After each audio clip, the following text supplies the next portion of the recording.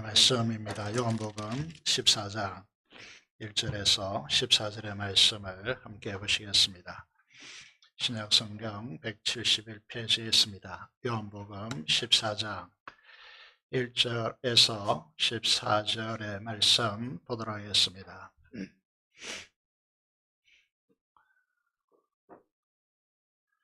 너희는 마음에 근심하지 말라. 하나님을 믿으니 또 나를 믿어라. 내 아버지 집에 거할 곳이 많도다. 그렇지 않으면 너에게 일렀으리라. 내가 너희를 위하여 거처를 예비하려 가노니 가서 너희를 위하여 거처를 예비하면 내가 다시 와서 너희를 내게로 영접하여 나 있는 곳에 너희도 있게 하리라. 내가 어디로 가든지 거기를 너희가 아느니라. 도마가 이르되 주여 주께서 어디로 가시는지 우리가 알지 못하거늘 거기를 어찌 알겠사옵나이까. 예수께서 이르시되 내가 곧 길이요 진리요 생명이니 나로 말미암지 않고는 아버지께로 올 자가 없느니라. 너희가 나를 알았더라면 내 아버지도 알았으리로다. 이제부터는 너희가 그를 알았고 또 보았느니라.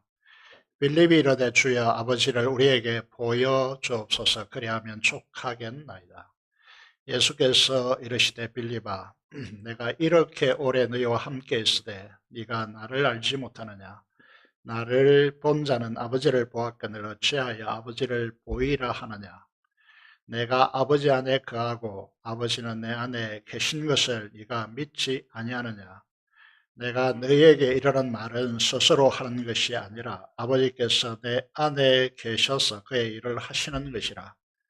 내가 아버지 안에 거하고 아버지께서 내 안에 계심을 믿으라. 그렇지 못하겠거든 행하는 그 일로 말미암아 나를 믿으라. 내가 진실로 진실로 너에게 이르노니 나를 믿는 자는 내가 하는 일을 그도 할 것이요 또한 그보다 큰 일도 하리니 이는 내가 아버지께로 감이라. 너희가 내 이름으로 무엇을 구하든지 내가 행하리니 이는 아버지로 하여금 아들로 말미암아 영광을 받으시게 하려 함이라. 내 이름으로 무엇이든지 내게 구하면 내가 행하리라. 아멘. 오늘 말씀을 통하여 주님이 가시는 나라고 하는 제목으로 주님이 가시는 성전으로서의 나라고 하는 이런 주제로 하나님의 말씀을 선포하고자 합니다. 오늘은 간과한 대로 이 5분이 세례를 받습니다. 이 어려운 전도하기 어려운 시대 가운데 이렇게 세례를 받게 되어지고 또 전도하신 분들과 또 기도하신 분들 또 양육 교육하신 분들에게 깊이 감사를 드리고 주님의 몸된 교회로서 우리는 세례받는 이 5분의 귀한 분들을 온 마음을 다해서 기뻐하고 환영하고 축복하는 것입니다. 우리 이렇게 사랑합니다. 이렇게 우리 앞에 있는 분들을 향하여서 축복해 볼까요? 사랑합니다. 환영합니다. 여러분 계속해서 이분들을 관심을 가지시고 기도해 주시고 또 관심 가져주시면 좋겠습니다. 다른 종교를 믿다가 예수님을 믿으면 이런 불안이 있습니다. 너 예수 믿으면 큰일 나. 이 말을 이제 듣게 되어지죠. 남편이나 자식이나 사고를 당할 것이고 네가 하는 일들은 다 사방이 막힐 거야 라고 하는 말들을 세상에서 하게 되어집니다. 사실일까요? 오랜 일이지만 이전에 한 성도님이 집에서 귀신이 보인다고 하시더라고요. 얼마나 두렵고 힘들겠습니까? 그래서 집에 신방 가서 예배를 드렸습니다. 찬송하고 기도하고 말씀을 선포했습니다. 지난주 수요일에 교육자들과 함께 장례로 인하여서 성도님 집에 방문했습니다. 그래서 제가 물어보았습니다. 요즘도 귀신이 보이셔요? 여쭤보니까 요즘은 귀신이 안 보인다고 그러더라고요. 하나님은 신중의 신이시죠. 만물의 주가 되십니다. 만왕의 왕이신 하나님의 허락 없이 그 어느 누구도 하나님의 자녀된 우리를 주님 안에 있는 사랑에서 끊을 수 없음을 우리가 로마서 8장을 통해서 고백하게 되어집니다. 여러분 확신 가운데 가시길 바랍니다. 요한복음 14장 이제 4월 달부터 큐티를 요한복음을 14장부터 시작하죠. 우리가 이게 중요한 이유는 많은 성도님들이 마태복음 5장에서 7장의 산상수훈을 잘 알고 있습니다. 특히 팔복은 잘 알고 계시죠. 이 의미는 하나님의 자녀로서 너희는 복받은 자다. 그래서 아브라함에게 말씀하시죠. 너는 복이다. 복의 통로가 된다. 이렇게 말씀하시는 것입니다. 그런데 그런 하나님의 복의 사람들이 거룩의 레위기를 통해서 공부했습니다. 거룩으로 초대받아서 영광된 하나님의 자녀로서 살아갈 규범이 있습니다. 그것을 이제 산상수훈에서 우리에게 천국 시민의 법이라고 해서 우리에게 말씀하시는 것이죠. 그런데요, 우리가 이제 로마서 7장에서 나오는 대로 이 말씀을 순종하고 지키려고 노력하면 노력할수록 힘듭니다. 안 됩니다. 그래서 우리에게 염려가 생기는 것이죠. 불안하게 되어지는 것이죠. 그래서 우리는 로마서 7장에 사도 바울이 고백하는 대로 오라 나는 공고한 사람이라고 그렇게 탄식하게 되는 날을 발견하게 되는 것이죠. 그래서 예수님은 십자가에 죽으시기 직전에 요한복음 14장에서 17장까지 주옥 같은 말씀을 우리에게 주십니다. 그것을 행할 수 있는 능력이 무엇인가를 우리에게 보여주시고자 하는 것이죠. 그래서 우리는 요한복음 14장부터 이 말씀을 읽고 또 읽어서 우리에게 하나님의 복이 실제화되어져 그 복을 누리는 사람으로서 살아가야 되는 것입니다. 요한복음 14장 이제 1절의 말씀을 보면요. 어떻게 시작하고 있습니까? 예수님의 제자들에게 말씀하십니다. 너희는 마음에 근심하지 말라라고 그렇게 말씀하시죠. 이 말은 제자들의 마음속에 지금 근심이 자리 잡고 있다는 것입니다. 그들의 마음을 장악하고 있다는 것입니다. 예수님의 제자들이 왜 근심했을까요? 제자들이 인생을 걸고 추구했던 것이 무너졌기 때문입니다. 무엇이 무너졌습니까? 그들이 기대했던 바가 무엇입니까? 예수님께서 이스라엘 왕이 되시고 그리고 로마로부터 이스라엘을 독립시키고 다윗과 솔로몬 시대에 국가했던 그 이상으로 부강한 나라가 되어지고 열방과 물리 먹고 무화과 나무 아래서 편안히 쉬는 그런 나라를 꿈꾸고 그 나라가 왔을 때 예수님의 왕 되신 신하로서 대대손손으로 손손 잘 먹고 잘 사는 영광 가운데 권력을 쥐고 살아가는 그런 삶을 꿈꾼 것이죠. 그런데 그 꿈이 좌절된 것입니다. 예수님께서 이 결정적인 시점에서 예수님께서 제자들에게 뭐라고 말씀하십니까? 떠난다. 나는 죽는다. 라고 말하는 것입니다. 그 당시 산헤드린 공회를 결정하고 있는 대제사장과 서기관과 바리새인들과 백성들의 장로들에 의해서 체포당하고 고난당하고 십자가에 처형당하고 거기에다가 뭐라고 하십니까? 제자 중 한 사람이 배반하여 팔 것이라고 말씀하신 것이죠. 이게 요한복음 13장에 있는 내용입니다. 그러자 누가 나서겠습니까?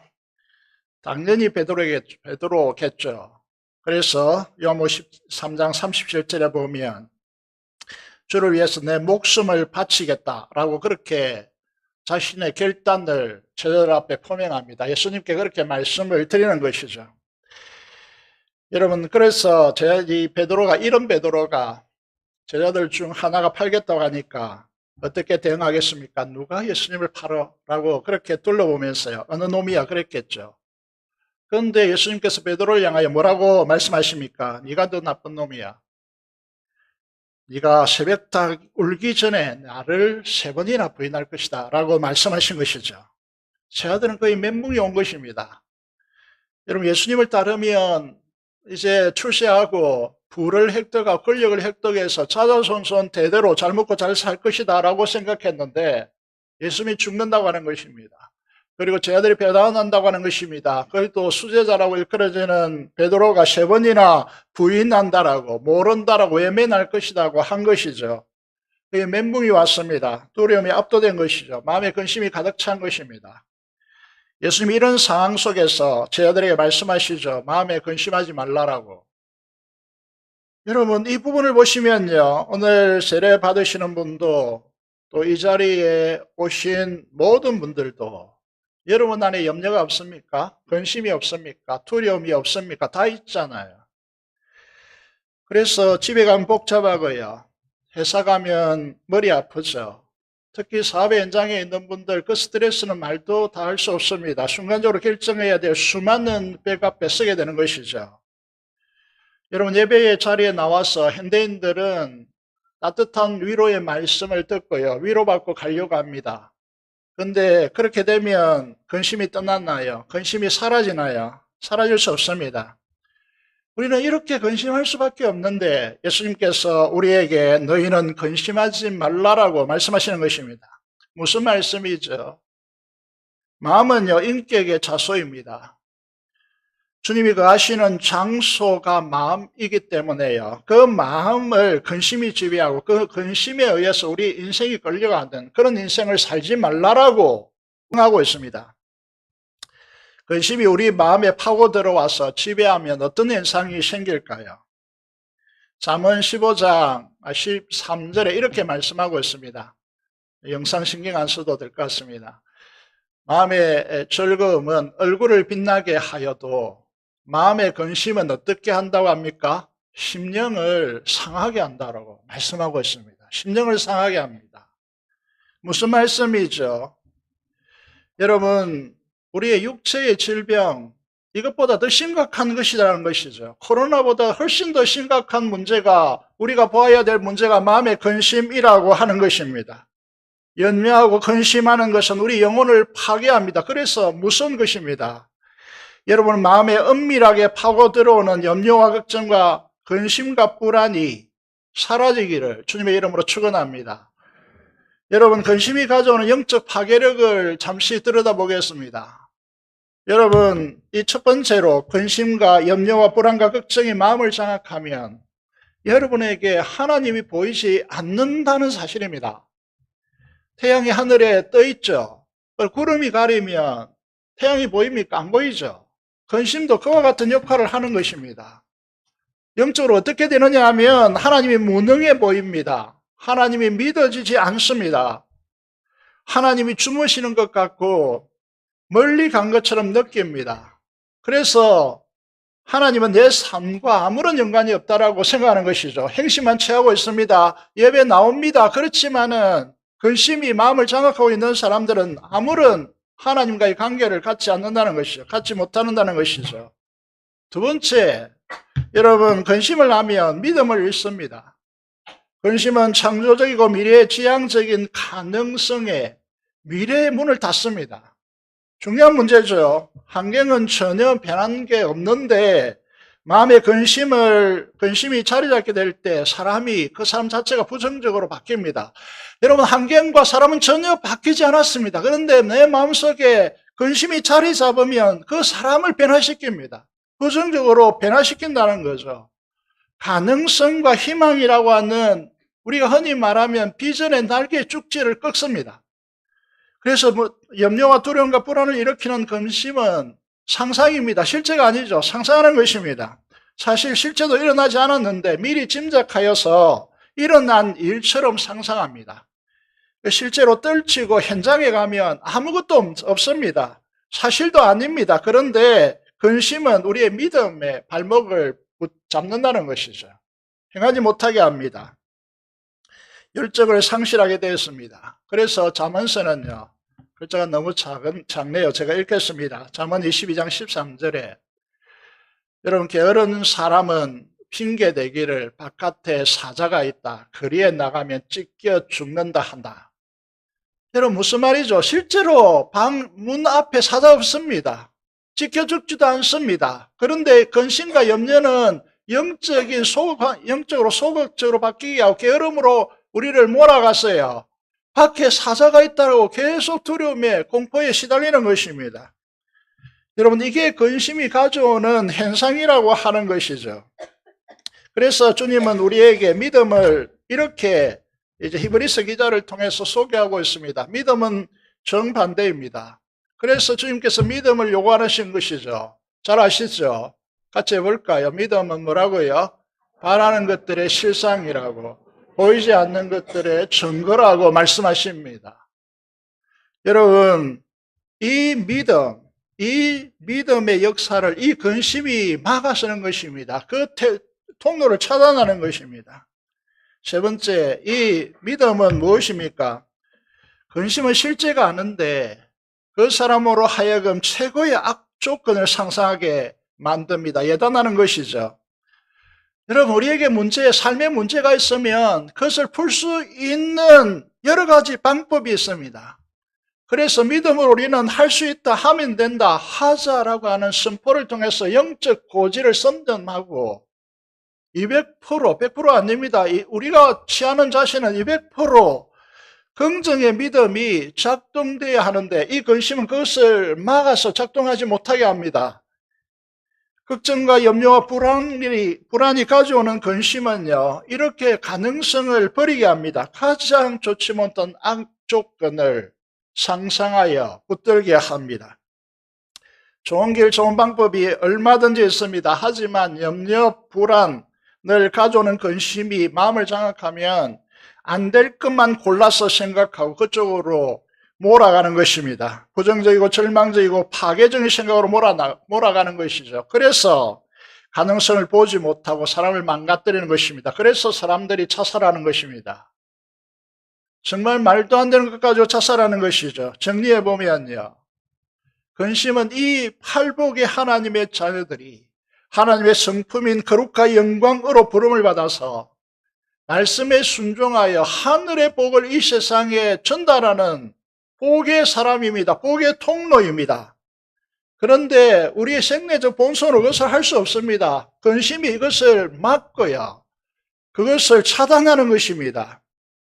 그래서 여러분 안에 걱정과 염려와 불안을 일으켜서 하나님의 복이 뻗어가지 못하게 만드는 이 근심이 사라지기를 주님의 이름으로 축복드립니다. 그렇다면 염려와 불안과 걱정의 근심에서 벗어날 수 있는 길은 어디에 있겠습니까? 어디에 있습니까? 예수님께서 말씀하십니다. 하나님을 믿으니 또 나를 믿으라고 말씀하고 있습니다. 근심에서 벗어날 수 있는 비결은 무엇입니까? 그렇습니다. 믿음이라는 것이죠. 여러분, 하나님을 믿는다면 너희가 그 당시에 보시면요, 예수님을 동일하게 하나님처럼 믿으라고 하는 것입니다. 그런데 예수님께서 그 다음 전개되는 내용을 보시면요, 무엇을 믿으라는 것이죠. 2절을 보시겠습니다. 2절을 보시면 무엇을 믿으라고 합니까? 갑자기 주님은 우리가 근심하지 말아야 할 이유를 우리가 생각하는 근심에서 벗어날 수 있는 비책을 무엇이라고 생각하고 기도하게 되어지죠. 우리는 이래야 된다고 생각합니다. 야, 너 베드로, 너 3번이나 나를 부인한다고 했지. 너 부인하지 않게 내가 막아줄게. 너희가 부인할 수 없도록 내가 만들어줄게. 이게 우리의 근심이 사라지게 하는 비결이라고 우리는 생각하고 기도합니다. 너희 중에 한 놈이 나를 판다고 했지. 내가 그것 일어나지 않도록, 팔지 않도록 막아줄게. 다른 누군가 팔도록 해줄게. 이게 우리가 생각하는 근심에서 빠져나오는 길이라고 생각합니다. 내 자녀가 취업을 못해요. 근심이 되잖아요. 오늘 청년 세대가 얼마나 힘든 세대로 이제 살아가고 있는지 우리는 잘 알고 있습니다. 여러분, 또 청년 세대가 또 이제 혼자 이렇게 태어나기 때문에 직장에 가도 또 버텨내기가 쉽지 않습니다. 공동체 환경에서 쉽지 않죠. 취업해도 걱정이 이렇게 끝나는 것이 아니죠. 취업하면 이 근심이 사라집니까? 그 다음에 이제 문제는 결혼이죠. 결혼하면 문제가 끝납니까? 애는요. 애가 태어나면 끝납니까? 계속해서 이 근심, 염려는 우리 꼬리에 꼬리를 물고 우리 인생을 괴롭히는 것이죠. 그래서 주님께서 어떻게 말씀하십니까? 정말 우리에게 이제 뚱땅이 같은 말씀을 하시죠. 2절 3절을 보면 어떻게 합니까? 내 아버지 집에 거할 곳이 많도다. 이게 무슨 우리 염려와 무슨 상관이 있습니까? 이전에는 많은 목회자들이 이렇게 설교했습니다. 야, 천국 간다. 조금만 견디라. 어차피 천국 가니까 죽음을 무서워하지 말고 견디라. 이렇게 설교했어요. 저도 그렇게 수없이 들었고요. 그런데 14장부터 17장까지 한 덩어리를 읽어보면 그런 말씀을 하고 있는 게 아니에요. 그래서 우리가 이 말씀을 들으면서 이 짧은 세상이지만 하루하루가 버텨내기 힘들잖아요. 힘들고 염려로 가득 차 있는데 조금만 참으면 돼. 죽음을 무서워하지 말고 죽음의 공포에서 벗어나자. 이렇게 하면 문제가 해결되어집니까? 과연 주님이 일일이 우리가 천국에서 살아갈 집을 지으시고 지금도 지으시고 계시다고 생각하십니까? 여러분, 이것이 사실이라면요, 이슬람 마음의 교도를 보십시오. 너희가 자살태려 하면 믿음을 가지고 이제 이게 마음의 뜻을 반대하고 있는 세력들 향하여 자살태려 하면 가장 좋은 곳에 내가 올려줄게. 이걸 사실 믿고 자살태려 하는 것이 아닙니까? 여러분, 만약에 이것을 말씀하고 있는 것이라면 마음의 교도처럼 그렇게 우리가 행동해야 되지 않겠습니까? 오늘 본문을 읽어보면요, 주님께서 이제 우리가 너무 잘 알고 있는 것 같지만은 예수님이 이상한 말씀만 계속 하시고 있는 것입니다. 실제로 보면요.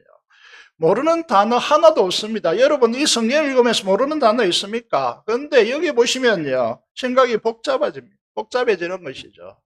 제 아들이 이 말씀을 알아들었을까요? 여러분 아십니까? 요즘 젊은 친구들이 말하는 것처럼 우리가 하나님을 바라볼 때 불신을 가집니다. 주님은 항상 이래. 현실적인 것에 감각이 전혀 없어. 소통도 꽉 막힌 분이시여. 현실 전혀 모르시는 분이시고 어차피 천국 가야 되는데 우리가 문제는 긴급한 이 현실의 걱정과 염려와 불안을 해결해 주시지 않는 주님요. 우리에게 뭐가 필요하냐라고 젊은 세대들이 묻고 있는 것이죠. 뭔가 이상하지 않습니까? 우리가 이제 세대 차이를 느끼는 부분도 많고요. 그래서 도마가 어떻게 반응하죠? 주님께서 이렇게 말씀하시니까. 스스로 예배하러 간다. 이렇게 말씀하시니까. 천국에 가면 우리가 가실 집이 있다라고 하는 말인데, 이거 못 알아듣겠습니까? 그런데 도마가 이상하게 반응하죠. 5절에 보시면 뭐라고 합니까? 주여, 주께서 어디로 가시는지 우리가 알지 못하거늘 그 길을 어찌 알겠었나이까? 도마가 마음에 들잖아요. 왜 드느냐? 모를 때는 모른다고 해야지. 모르면서 아는 체 하면 안 됩니다. 신앙의 가장 중요한 것이 뭡니까? 정직입니다. 신앙의 적은 불신이 아닙니다. 모르면서 아는 체 하는 것입니다.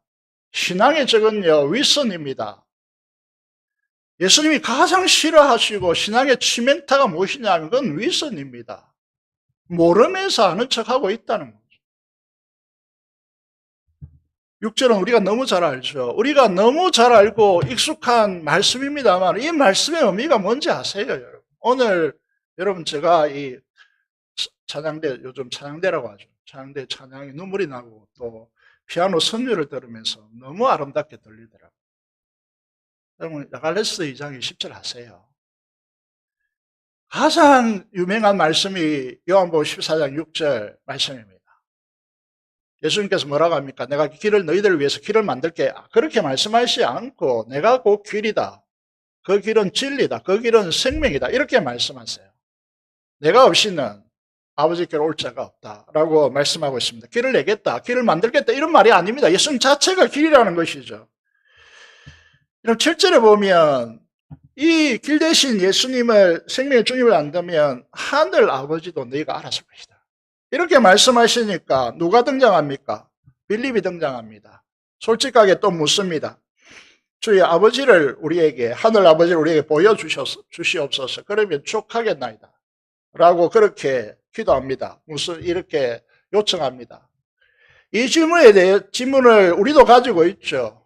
우리가 삶의 팍팍한 현장 속에서요, 수많은 결정의 상황 속에서 우리도 이렇게 기도하고 있습니다. 우리가 눈밭에 사진 보여드렸잖아요. 그 사진사와 같이요, 우리도 그렇게 하나님께 요청하죠. 주님 보여주십시오. 주님이 나타나시면 이 불안하고 답답한 수많은 문제에 부딪혀있는 이 인생이 꼭 풀리지 않겠습니까? 주님이 나타나서 말씀하시는데 안 들을 인간이 있겠습니까? 내가 직장에서 고통당하고 또 가정에서 힘들고 많은 일들 속에 자식의 문제에서 막 휩싸여 있는데 주님께서 나타나서 한 방 하시면 끝날 텐데 그러면 족하겠나이다 하고 있지 않겠습니까? 8절에 보시면 아주 중요한 말씀하십니다. 이 말씀들이 2절과 2절의 아버지 집 거처와 관련되어서 진술되고 있는 내용이죠. 주님이 예비한 처소와 깊이 관련되어 있습니다.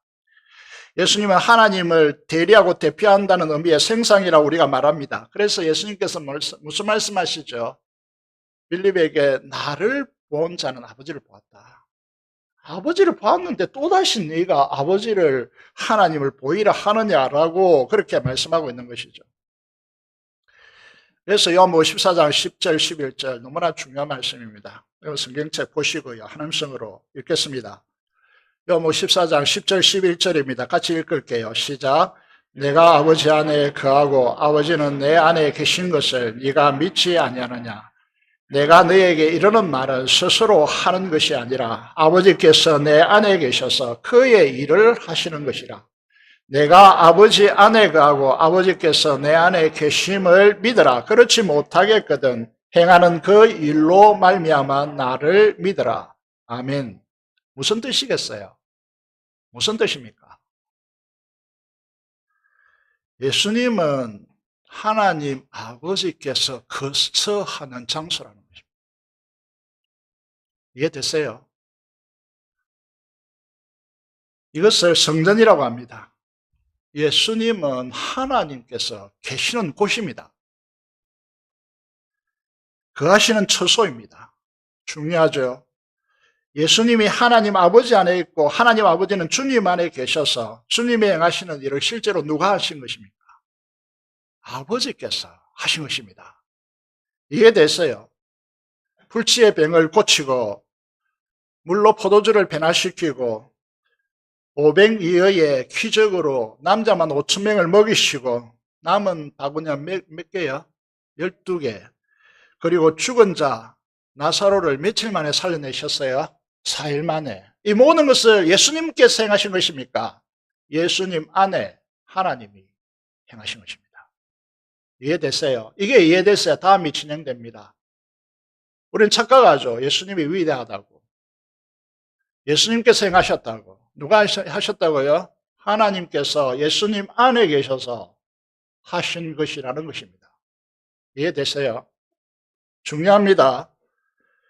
사랑하는 여러분, 이제부터 문제는 뭐냐면 예수님은 하나님 아버지가 거하시는 처소, 거처임을 우리가 믿는다면 마찬가지로 주님을 믿으라 했습니다. 무엇을 믿어야 할까요? 무엇을 믿어야 합니까? 무엇에 대한 믿음입니까? 예수님이 죄인된 우리를 자신의 처소로, 거하시는 처소로 삼기 위해 길이 되셨습니다. 이해됐어요? 십자가에 죽으셨습니다. 우리 죄를 제거하기 위해서. 그리고 우리를 의로운 자로 삼으시고 우리 안에 거하시기 위해서 주님께서 길이 되셨는데 그게 뭡니까? 십자가의 죽음입니다. 이해됐어요? 이 의미를 알아들으십니까? 십자가의 죽음과 부활이 우리 죄를 해결하고 우리 마음에 주님이 거하시는 거처가 되게 하셨다는 것입니다. 이 일을 해결하고 성령을 보내심으로 우리에게 다시 오시겠다 말씀하십니다. 이 말씀은요, 계속해서 14장, 17장을 읽으면 계속해서 반복되어집니다. 우리가 주님 안에 거하고 주님이 우리 안에 거하시는 것, 이것이 처소를 예비하는 것입니다. 무슨 말이죠? 우리는 주님이 우리 안에 거하시고 행하시는 통로가 된다는 것이죠. 이 엄청난 진리를 받아들이는 것이 믿음입니다. 오늘 세례를 받습니다. 로마서 6장 3절 4절에 보면요. 무릇 그리스도 예수와 합하여 세례를 받은 우리는 그의 죽으심과 합하여 세례를 받은 줄을 알지 못하느냐. 그럼 우리가 그의 죽으심과 합하여 세례를 받음으로 그와 함께 장사되었나니 이는 아버지의 영광으로 말미암아 그리스도를 죽은 자 가운데 살심같이 우리로 또한 새 생명 가운데 행하게 하려 합니다. 왜 예수님께서 혼자 죽지 않냐고 우리와 함께 죽으셨습니까? 우리와 함께 살아나기 위해서입니다. 그래서 주님께서 성천하시고 성령을 보내심으로 다시 우리를 거처로 삼으시기 우리에게 오신 것입니다. 그래서 예수님은 현재 어디에 계십니까? 우리의 마음속에. 이런 엄청난 사람들요, 성령 하나님이 거하시는 영적인 사람입니다. 우리에게는 거듭난 영이 있습니다. 성령 하나님께서 일으키시는 주님의 생명의 말씀을, 성령이 계시고 거듭난 영이 우리에게 있기 때문에 그 말씀을 알아듣는 것입니다. 여러분, 우리 안에 계신 성령으로 거듭난 영이 주님의 말씀을 듣습니다. 우리의 영이 찬양합니다. 영으로 기도합니다. 엄청난 진리를 마음으로 깨닫고 듣고 봄으로 반응하게 되는 것입니다. 누가 있기 때문에? 성령께서 계시기 때문에. 성령이 없는 사람들은 아무리 멘사고 IQ가 300이고 1000이 되어도 못 알아듣습니다. 하나도 모릅니다. 이건 모르게 되어 있습니다. 몰라요. 이거는 하나님의 일들이기 때문에. 자동차를 복잡하게 만들죠. 그런데 그 자동차의 엔진이 돌아가지 않으면 자동차가 움직입니까? 움직이지 않습니다. 영어 요즘 아이들 보면요, 초등학교 4학년인가부터 시작해서 고등학교 3학년까지 6년, 12년, 14년, 대학교까지 뭐 다 치면 20년 이렇게 해도 영어 프리토킹 됩니까? 알아듣습니까? 똑같습니다. 우리가 하나님의 말씀 아무리 들어도요, 성령이라고 하는 엔진이 없으면 모른다고요. 하나도 못 알아들어요. 모르기 때문에 모르는 것입니다.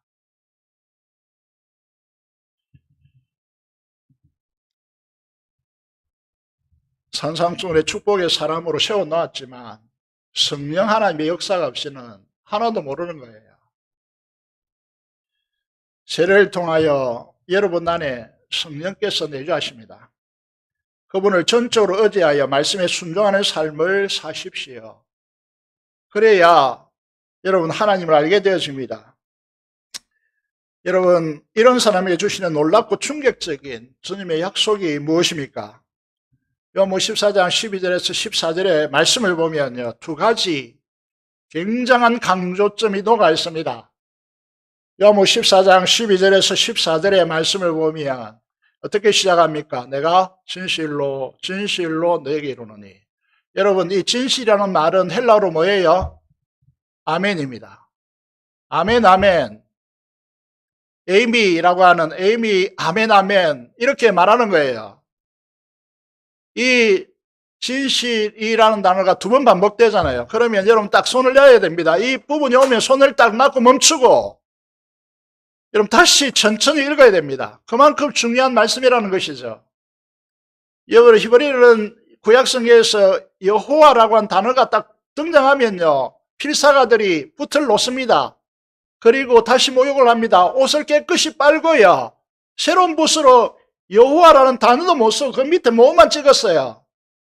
여러분, 그에 해당되는 말씀입니다. 아멘, 아멘이라고 합니다. 너에게 이르노니. 뭐라고 말씀하십니까? 첫 번째 약속은 무엇입니까? 나를 믿는 자는 내가 하는 일을 그도 할 것이요. 그가 누굽니까? 우리잖아요. 그리고 그보다 뭐라고요? 세상에 주님보다 큰 일을 하게 된다요. 믿습니까? 대답이 시원찮네요. 믿습니까? 이런 일이 어디 있어요? 이런 일이. 사도행전에 보면 이 약속이 어떻게 실행되는지 봅니다. 예수님께서 최종적으로 예수님께서 믿는 사람들 몇 명까지 형성되었어요? 예수님 성천할 때 몇 명이 보았습니까? 500명이 보았습니다. 그런데 제자들은요, 사도행전 2장을 넘기면 몇 명이 등장합니까? 베드로의 설교를 듣고, 베드로의 대표 설교하고, 제자들이 둘러서서 각 나라에서 모인 그 방언으로만 설교할 때 몇 명이 예수를 믿었습니까? 3,000명입니다. 그보다 큰 일을 하는 이유가 뭡니까? 예수님께서 아버지께로 갔습니다. 유대 이 한계라는 이 몸에 이 한계된 사람이 존재가 아닙니다. 이제 영적인 존재를 초월하는 우주의 충만한 초월의 주님으로 바뀐 것이죠. 그래서 아버지를 꼭 갔기 때문에 주님께서 우리 안에 거처를 정하시고 오셨습니다. 그래서 주님께서 원하시는 대로 막힘없이 성도들을 통해서 행하는 것이죠. 두 번째 축복이 무엇입니까? 두 번째 약속이 무엇이죠? 기도입니다. 반드시 행하겠다고 하시죠. 사랑하는 여러분, 우리는 시시한 사람이 아닙니다. 예수님보다 큰 일을 하는 사람들이에요. 근심과 염려와 두려움이 압도되어서 소극적이고 소시민적으로 살지 마십시오. 뭐든지 통 크게 생각하고 계획하고 추진하십시오. 어찌 될까? 근심과 두려움이 휩싸여서 좁쌀처럼 살지 마시고요.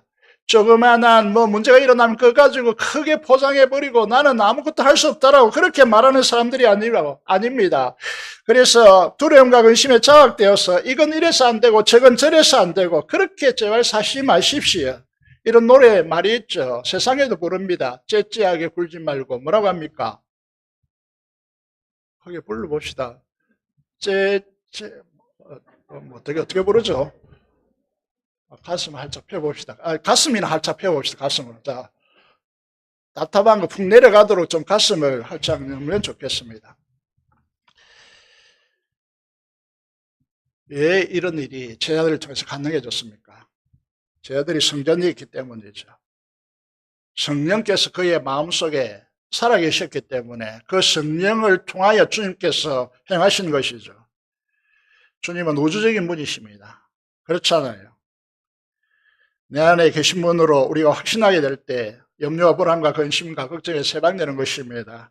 예수님이 내 안에 거하시는 성전으로 우리가 믿는다면 무엇을 해야 됩니까? 기도입니다. 누구의 이름으로? 예수님의 이름으로. 여기에 이 짧은 구절에 계속해서 반복되는 단어가 있습니다. 강조점이죠. 뭐라고 합니까? 너희가 내 이름으로 무엇을 구하든 내가 행하리라. 내 이름으로 무엇을 내게 구하면 내가 어떻게 하겠다고요? 행하리라. 그래서 우리는 결론을 이렇게 가져갑니다. 근심 대신에 뭘 하라고요? 기도하십시오. 염려 말고 뭘 하라고요? 기도하십시오. 누구의 이름으로? 예수님의 이름. 그 예수님이 어디에 계십니까? 우리 마음속에 있습니다. 그러면 어떻게 하겠다고요? 반드시 행하겠다. 우리 찬양을 부르죠. 어떻게 찬양합니까? 기도할 수 있는데. 한번 멈춰줄 수 있습니까? 같이 불러볼까요? 한 소절만. 기도할 수 있는데 왜 걱정하십니까? 제가 음치라서 좀.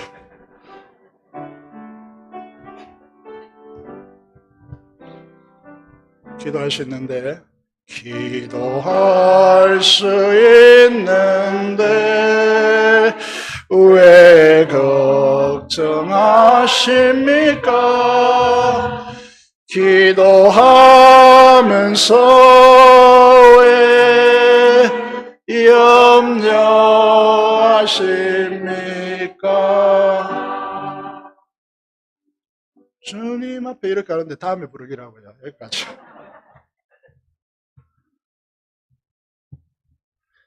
기도할 수 있는데 왜 염려하십니까? 기도할 수 있는데 왜 걱정해가지고 옆에 사람 그렇게 왜 못 살게 굽니까? 기도할 수 있는데 왜 이렇게 저희가 스트레스 줍니까? 무슨 말인지 모르겠죠? 저는 날마다 스트레스 받고 있습니다.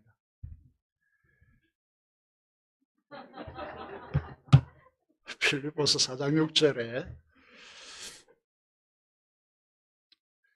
뭐라고 하십니까? 근데 왜 염려하세요? 어떻게 하라고 합니까? 다만 모든 일에 기도와 간구로 너희 구할 것을 감사함으로 하나님께 아뢰라고 말씀하고 있습니다. 그럼 어떤 약속을 주십니까? 그리하면 모든 지각에 뛰어나 초월하시는 하나님의 평강이 그리스도의 생각을 지키시리라고. 오늘 세례가 있기 때문에 세 가족을 위한 한 목사님의 간증을 소개하고 마치려고 합니다. 이 목사님의 아버님이요, 평생 평생이 아니고 평생 예수님 믿지 않으시고요.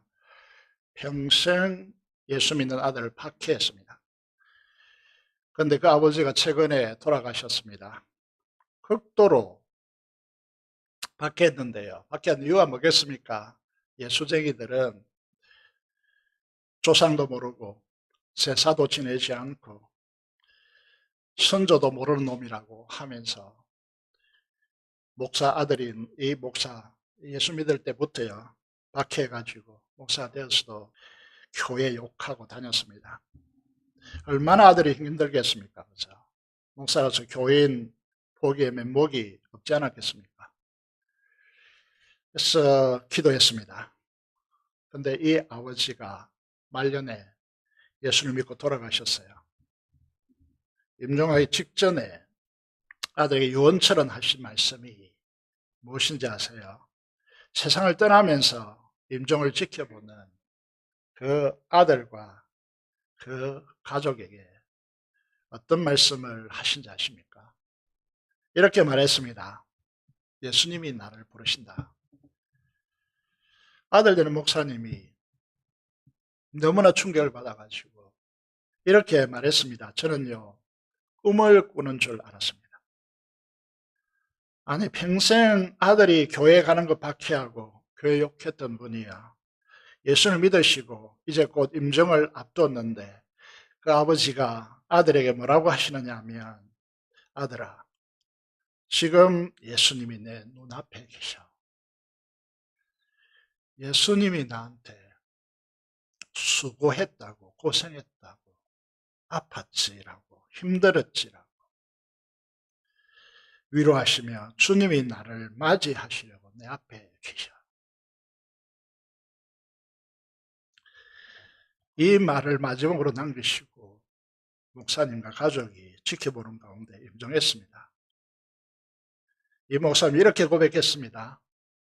이 사건이 있기 전에는 예수님과 천국의 실제를 목사인데도 머리로만 믿었다는 거예요. 그런데 그 이전까지 이 사건 전에 가슴으로 믿지 않았다는 것이죠. 이 사건이 있고 난 뒤에 이제 마음으로 믿게 되었다라고 말하는 것이죠. 이 간증을 누가 하고 있습니까? 한 교회, 적은 교회가 아닙니다. 큰 교회 다니면은 목사님이 하고 있는 것입니다. 오늘 세례를 받는 여러분, 우리 세대에 세례를 받아야 하는 분들도 계시고 이미 세례를 받은 분도 계십니다. 이 자리에 여러분이 앉아있는 것은 우리의 노력이 아니고 주님의 택하심이고 성령의 역사입니다.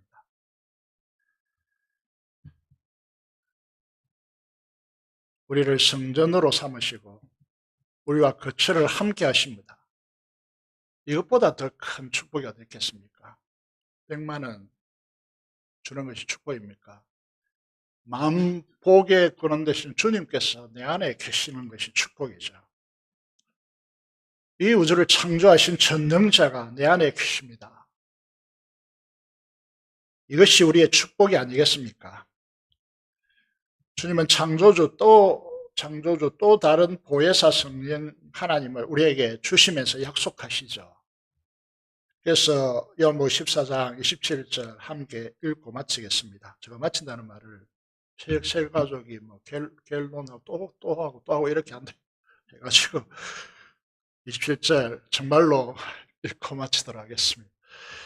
예, 요한복음 14장 27절입니다. 같이 읽을게요. 시작.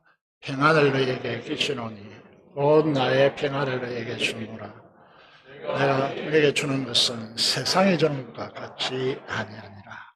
너희는 마음에 근심하지도 말고 두려워하지도 말라. 아멘. 여러분에게 하시는 주님께 의탁하시고 의뢰하시고 기도하심으로써 믿음의 참 복을 누려가는 복된 성도님들이 되시기를 주님의 이름으로 축원합니다. 세례식 시작하도록 하겠습니다. 세례 서약을 하도록 하겠습니다. 제가 오명할 때 그 자리에서 일어서 주시면 감사하겠습니다. 허일랑 씨, 이숙자 씨, 이정희 씨, 김창근 씨, 김채윤 씨. 시작할 때 오른손을 들고 하나님과 교회 앞에서 예라고 오른손을 들고 대답해 주시면 감사하겠습니다. 화면을 보십시오. 첫 번째 질문을 드리겠습니다. 세례서약입니다. 여러분은 하나님 앞에 죄인인 줄 알고 손 내렸다가 믿습니까 하면 손을 들어서 예라고 하시기 바랍니다. 손 내리시고 여러분은 하나님 앞에 죄인인 줄 알며 그 진노를 면치 못할 줄 알고 그의 크신 자비하심으로 구원받는 것 외에 소망이 없는 줄 믿습니까? 오른손 들고 예라고 대답하십시오. 네, 믿습니까? 예. 한 목소리로 크게 대답해 주시면 좋겠습니다. 맞추십시오. 예. 두 번째 서약입니다. 여러분은 그리스도께서 하나님의 아들 되심과 죄인의 구주가 되신 줄 믿으며 복음에 말한 바와 같이 구원하시리는 오직 예수님 뿐인 줄 알고 그를 믿으며 그에게만 의지하기로 서약합니까? 예, 감사합니다. 세 번째입니다. 여러분은 지금 성령님의 은혜만 의지하고 그리스도를 따르는 자가 되고 모든 죄악을 버리고 그의 가르침과 본을 따라 살기로 서약하십니까? 네, 감사합니다. 네 번째 마지막 서약입니다. 여러분은 교회의 관할과 치리에 복종하고 교회의 덕을 세우는 일에 힘쓰며 교인으로서의 의무와 권리를 바르게 행사하기로 서약합니까? 감사합니다. 네, 앉아주십시오. 기도하겠습니다. 하나님 아버지 감사합니다. 가족에 의해서 전도자에 의해서 이 자리에 나와서 하나님의 자녀 되어지고 예수 그리스도를 마음의 구주로 고백하고 성령 하나님께서 마음에 사정하여 내주하심으로 믿음의 고백을 가지고 이 시간 세례를 받습니다. 이분들을 축복하여 주시고 이분들을 위하여 수많은 기도자들, 수많은 전도자들 때가 되어 부르셔서 주님의 몸된 교회로 나오게 하시고 세례받게 하심을 진심으로 감사를 드립니다. 이 시간 성령 충만함으로 임재하여 주시고 은사적 기름 부으심으로 역사하여 주셔서 성령 충만함으로 구원의 이 진리를 잘 깨닫고 주님 마음속에 계신 주님과 평생 동안 동행하는 축복이 있게 하여 주시고 나와 함께 죽고 부활하신 주님과 연합하여 사는 축복으로 하늘의 복을 이 땅에 전하며 주님의 복이 되는 축복이 열리도록 은혜 베풀어 주시옵소서. 이 시간 성령 세례와 성령 충만함을 부어 주시기를 간절히 손을 드리며 우리 주 예수 그리스도의 이름으로 기도 드리옵나이다. 아멘. 세례를 베풀도록 하겠습니다. 장로님 앞으로 나와주시고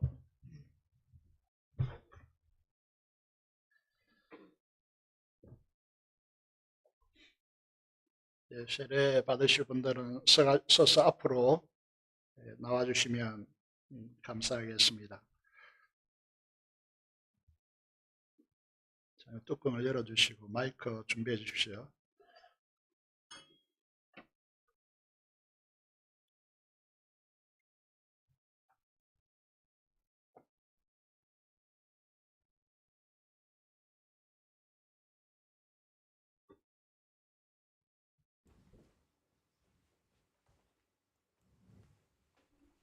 간절히 기도해 주시면 좋겠습니다.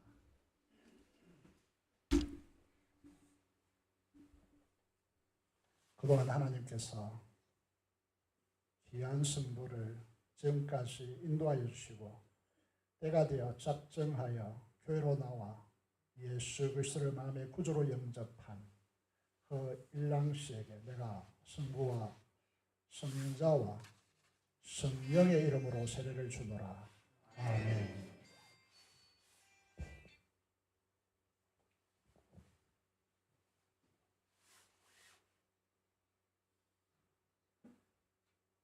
전도자에 의해서 교회로 나오고 천국을 소망하고 이제 예수 그리스도를 믿기로 작정한 김창건 씨에게 내가 성부와 성자와 성령의 이름으로 세례를 주노라. 아멘.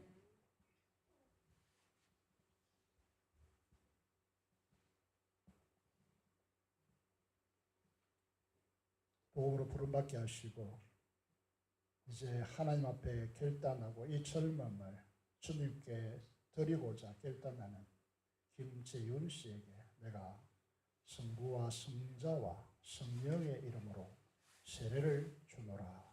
아멘.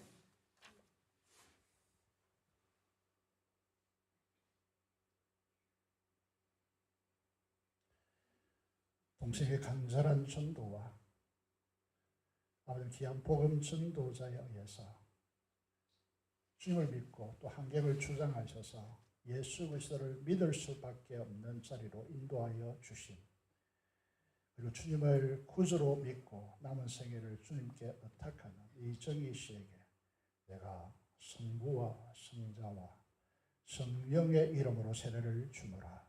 아멘.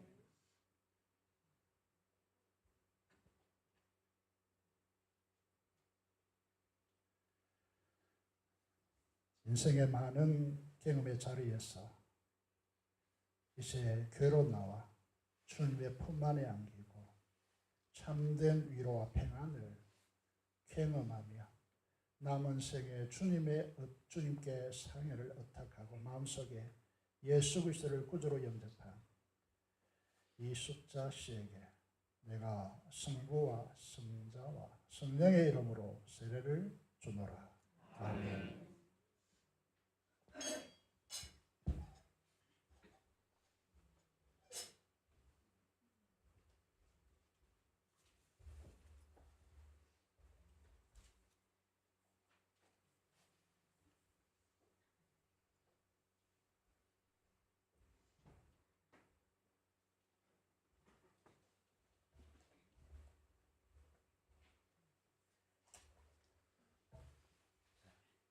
세례정서를 가져온 것입니다. 예, 이제 공부하겠습니다. 지금 내가 교회 머리 대신 주 예수 그리스도를 대신하여 허일랑, 이숙자, 이정희, 김창근, 김재윤 씨가 대한예수교 장로의 재건부산교회 세례 교인이 된 것을 성부와 성자와 성령의 이름으로 선포하노라. 아멘. 예, 뒤를 돌아보십시오. 뒤를 돌아서 서시겠습니다.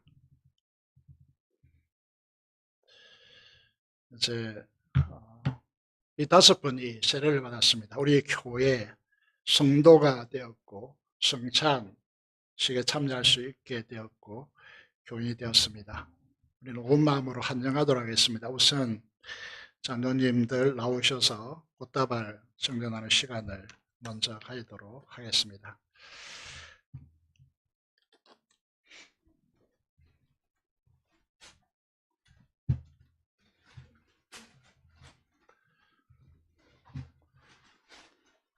반주자님 아주 먼 날 좀 준비해 주시면 좋겠습니다. 예. 박수로 환영하도록 하겠습니다. 예, 예, 감사합니다.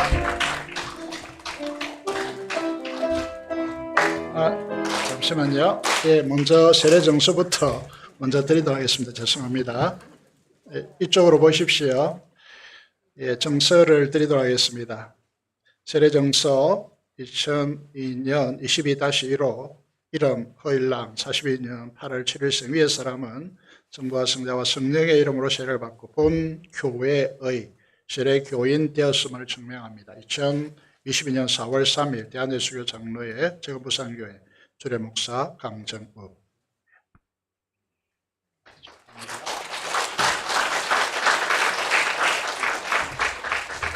예. 예, 4호 김창근 48년 9월 13일생 이화동문입니다. 축하합니다.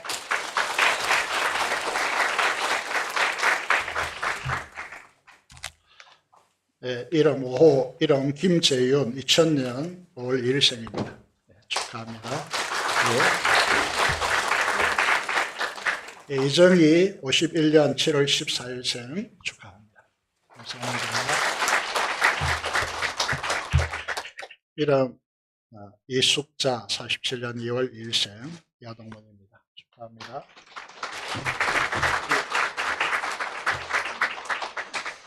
뒤를 돌아보십시오. 이제 찬양 힘차게 박수 치면서 한영하면서 찬양하도록 하겠습니다.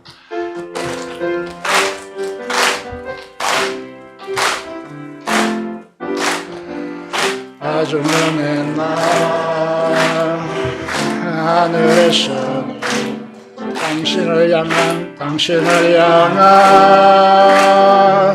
게 있었죠.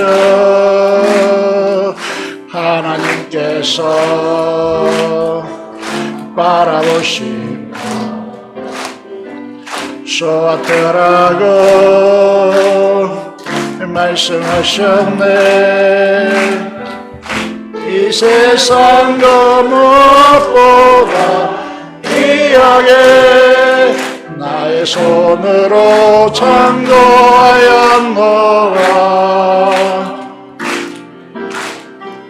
내가 너로 인하여 기뻐하노라. 내가 나를 사랑하노라. 사랑해요.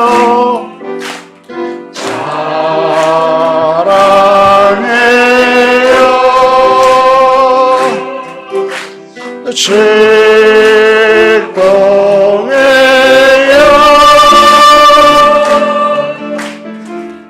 당신의 마음에 우리의 사랑을 드려요.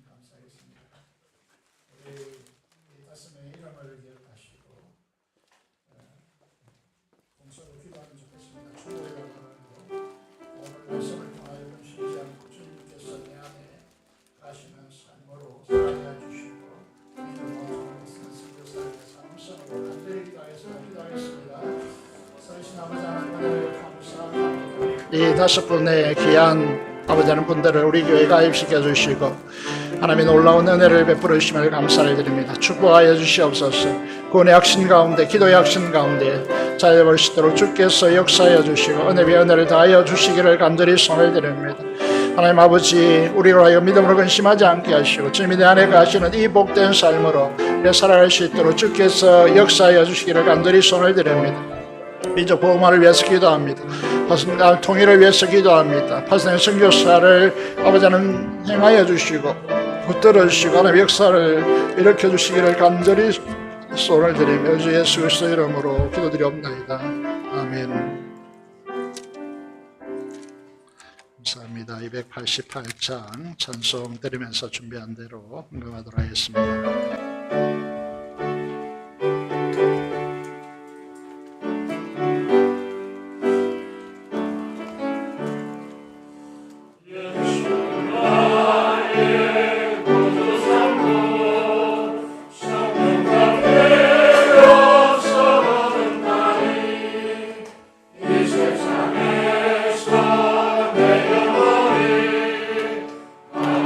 영광 누리고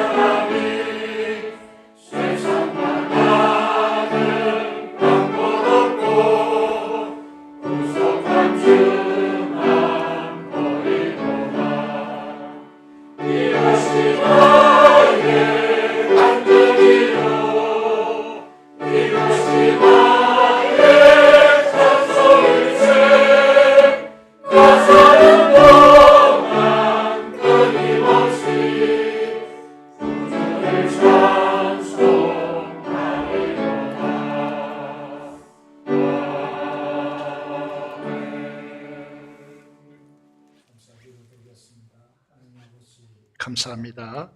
우리를 이 자리에 불러주시고 하나님 아버지 많은 환경 속에 염려와 두려움과 근심과 걱정으로 얼룩진 우리 인생 속에 주님께서 우리 안에 거처를 정하시고 우리 안에 살아계셔서 우리에게 믿음을 주시고 성령 하나님을 통하여서 깨닫게 하시고 그 능력으로 하나님의 말씀을 순종함으로 주님께 역사하시는 통로가 되게 하시는 하나님의 은혜에 무한히 감사를 드립니다.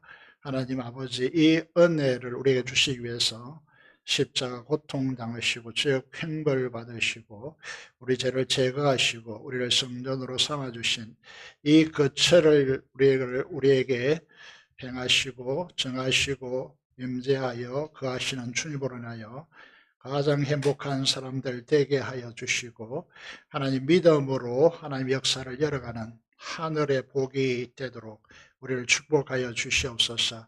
주님 존전 앞에 나와서 주의 응원과 11조 감사를 하나님께 드리고 목적 헌금을 따라 헌신하는 주의 성도들을 두 손들어 축복하여 주시고 감사로 제사 드리는 주의 자녀들에게 두 손들어 축복하여 주셔서 은혜 위에 은혜를 부어 주시기를 간절히 손을 드립니다.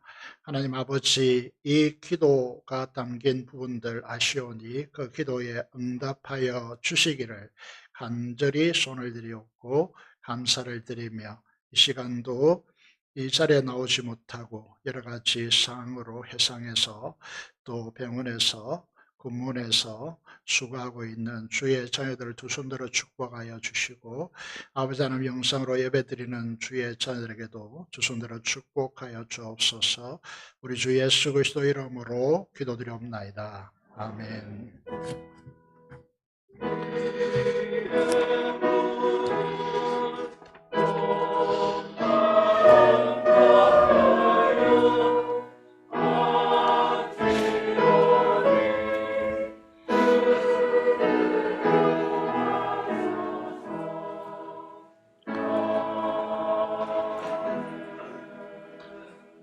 교회 소식을 이제 말씀드리겠습니다. 주보를 보십시오. 첫 번째는 오늘부터 오후 찬양 예배는 3시에 드리고 목장 모임이 정상화되어집니다. 오후 찬양 예배는 50분에 이 자리로 이제 모이셔서 예배 시작하도록 하겠습니다. 위더 리바이벌 운동 계속해서 주목하시고 말씀을 읽으시고 계속해서 하나님 앞에 가시기를 바랍니다. 하나님 나아가시기 바랍니다. 사순절 5주차입니다. 기억하시고 많은 분들이 새벽 기도를 쉬고 있는데 새벽 기도 이제 봄날이 되었습니다. 헌신하시고 직분자들도 일주일에 2-3번은 꼭 오셔서 본당에서 성도들을 위해서 기도해 주시면 감사하겠습니다. 성찬식이 다음 주일에 있습니다. 기억하시고 기도하시고 준비하시면 감사하겠습니다. 이어서 고난주간 특별 새벽기도 모든 성도들이 참여하는 새벽기도가 진행되어집니다. 원하시는 분들은 카풀을 확보하시고 목자들께서는 카풀을 점검해 주시기를 바랍니다. 부활절 행사 안내입니다. 연합예배 드리고요. 식사만 전하고 마당 축제를 가집니다. 이웃을 많이 초청하여 임해 주시면 감사하겠습니다. 계속해서 목요 전도 이제 지역 전도가 있고요. 금요 기도 집회가 있습니다. 꼭 참석하셔서 불꽃이 모닥불이 되어주시고 성령의 기름 부으심으로 붕괴 불꽃이 타오를 수 있도록 기도자 되어주시길 바랍니다. 여사역반 오늘부터 시작합니다. 남자 제자반은 다음 주에 오리테이션 가지도록 하겠습니다. 계속해서 훈련에 임해 주시기를 부탁드리겠습니다. 오늘부터 목장 모임을 시작하는데 새롭게 구성된 목장들이 있죠. 그래서 목자와 또 성도를 잘 모르시는 분은 우리 부목사님에게 물어보시고요. 저에게 물어보시면 좋겠습니다. 다른 분들에게 물어보시고 참여해 주시기를 부탁드리겠습니다. 이상으로 교회 소식을 말씀드렸습니다. 오늘 저도 깜짝 놀라가지고 우리 김기자 집사님 이제 오셨습니다. 오랜만에 얼굴을 봐가지고 벌칙으로 한번 일어서 보겠습니다. 네, 얼굴이 너무 환합니다. 너무 감사합니다. 그 몫으로 환영하겠습니다. 감사합니다. 다 같이 일어나셔서 찬송가 2장 찬송 드리겠습니다.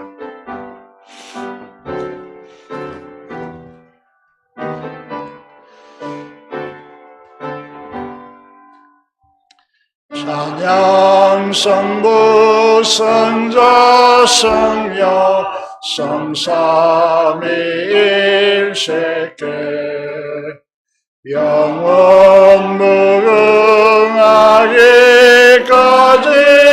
영광을 돌리세 영광을 돌리세 아멘. 축복을 받겠습니다. 지금은 우리 주 예수 그리스도의 은혜와 하나님 아버지의 행언할 수 없는 그 놀라운 사랑하심과 성령의 교통 충만 감화 감동하심이 오늘 세례를 받는 분들과 이 자리에 참여한 모든 성도들과 우리 교회에 속한 근속들 심령과 가정과 생업터 위에 지금부터 영원토록 함께 하시기를 축원합니다. 아멘.